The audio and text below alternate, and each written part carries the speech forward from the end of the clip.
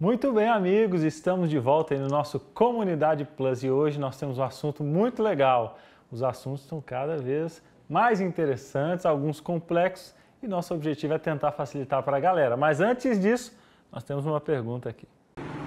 Pastor, como encontrar forças para continuar seguindo o caminho correto quando a maioria está indo pelo caminho errado?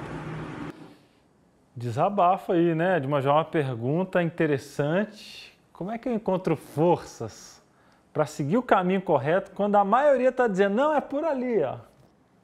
Vocês já passaram por isso, amigo? Já, algumas vezes.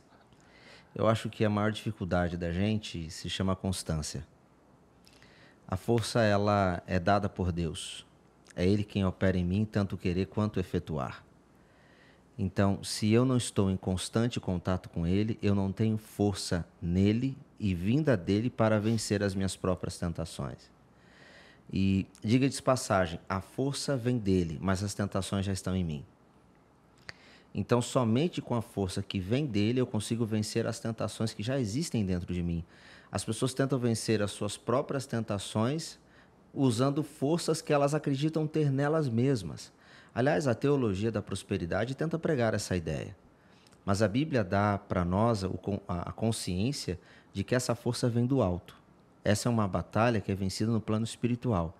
E toda batalha que é batalhada, desculpe a redundância, no plano espiritual só é vencida por meio da fé em Cristo Jesus. Eu lembro daquela parábola, né, da casa que foi construída na rocha e a casa que foi construída na areia. Você vê que quando a tempestade veio, né, a casa que permaneceu firme foi aquela que estava fincada na rocha. Então, eu creio que para um jovem, qualquer pessoa, poder permanecer firme diante das tentações, quem sabe, da maioria, é onde a base dela está fincada. Então, é em Cristo. E como é que a gente consegue isso? Relacionamento com Ele, estudando a palavra dele para saber que realmente o que eu acredito tem base, aquilo não é uma invenção humana. Então, acho que isso faz parte também para a gente poder permanecer firme diante dessas situações. Então, vocês estão dizendo que a tentação vai ser vencida muitas vezes antes de, mais precisamente, estar diante da tentação. Ou seja, é lá atrás, dela ocorrer, né? A comunhão, antes dela ocorrer, eu estou decidindo se eu vou vencer ou fracassar. Forte isso aí, hein? Isso mesmo. Na verdade, na batalha você executa o que você aprendeu antes dela. Você não aprende apenas na batalha, mas para batalhar você precisa aprender antes dela. E a vida espiritual não pode ser vivida apenas nos momentos em que as dificuldades aparecem. Na verdade, as dificuldades existem para mostrar as armas que eu aprendi a utilizar quando elas não existiam ainda. Então tem muita gente que deixa para orar apenas quando a dificuldade vem, apenas quando a batalha chega. E Jesus me ensina que eu devo orar sem cessar, para que quando a batalha chegar eu possa sair dela vencedor. E as pessoas geralmente pensam em batalhas enormes, né? Batalhas homéricas, e não. É a batalha do cotidiano. São aquelas lutas, aquelas pequenas lutas que às vezes a gente nem se dá conta, ou mesmo se dando conta, não tem coragem de contar. Agora eu quero fazer uma pergunta para vocês, porque é o seguinte, uma coisa é aquela batalha que a gente já sabe que o caminho é errado.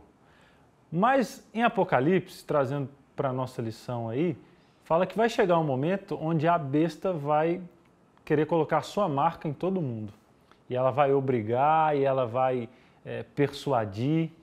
E aí, como é que eu vou conseguir não ter a marca da besta e, pelo contrário, né, ter o selo de Deus, quando a maioria vai estar dizendo que o certo é ter a marca da besta? Então, como é que é isso quando... eu não sei, como é que eu faço para saber, na verdade, o certo ou o errado? E como é que eu vou enfrentar quando a maioria está dizendo que aquilo que eu acredito é o errado e o que eles estão fazendo é o certo? Eu acho que o próprio livro do Apocalipse ele tem esse objetivo de esclarecer as coisas para a gente, não é para a gente ficar com medo, ali Deus revela para a gente o que vai acontecer. Então a gente já sabe o final da história, então a gente já sabe como se preparar, a gente sabe exatamente os enganos que o inimigo vai usar, que já está usando e que ele vai usar, e como que nós podemos estar preparados para isso. Tem o Salmo 25 diz que o homem que teme o Senhor, Deus mostrará o caminho que deve escolher. Então, eu acho que volta àquela questão que a gente já falou aqui em um episódio passado, em relação à comunhão com Deus. Quando a gente tem que permanecer nele, não tem jeito. A maioria está indo, mas o que Deus acha disso? Como é que eu sei o que Deus acha sobre aquilo? É através da palavra dele. Por isso que a gente volta à questão da comunhão, do relacionamento com ele, para ficar mais claro qual a decisão que a gente deve escolher. Né? Deixa eu dificultar então, pastor Ken. Pastor, beleza, a gente falou aqui de decisão quando a gente sabe o caminho errado. A gente falou de decisão quando está todo mundo dizendo que o certo é o errado. E agora eu vou piorar um pouquinho. E quando a gente tem que decidir, a gente sabe o que é o certo. A maioria está dizendo que o errado é o certo. Só que aí tem um agravante. Se eu não fizer o errado, eu corro o risco de morrer. E agora? É o mesmo antídoto? Comunhão é isso que vai me deixar de pé? Vai fazer com que eu não abaixe o meu padrão diante desse grande dia onde eu tiver que escolher entre o selo de Deus e a marca da besta? A comunhão me leva à convicção. A convicção à perseverança. E quando eu persevero, eu pago o preço. Então, muitas pessoas não são convictas daquilo que creem, porque não estão em comunhão direta com aquele que dá poder para crer. Eu preciso da comunhão. Uma vez que eu estou em comunhão com Cristo, eu tenho plena convicção do que eu vivo. E essa convicção me faz manter nela durante todo esse período. A Bíblia dá o nome de perseverança. Aliás, é por essa razão que o Apocalipse diz que o galardão não é dado para os santos, mas para os que perseveram. Essa é a grande característica dos salvos. Os salvos não são aqueles que não pecam. Os salvos são aqueles que, apesar de tudo que são ou viveram, continuaram crendo e vivendo à luz da verdade.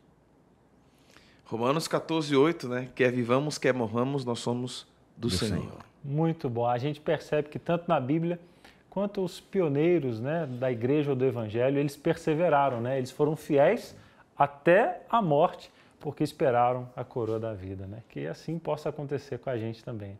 A gente sabe que no final dos tempos não vai ser fácil.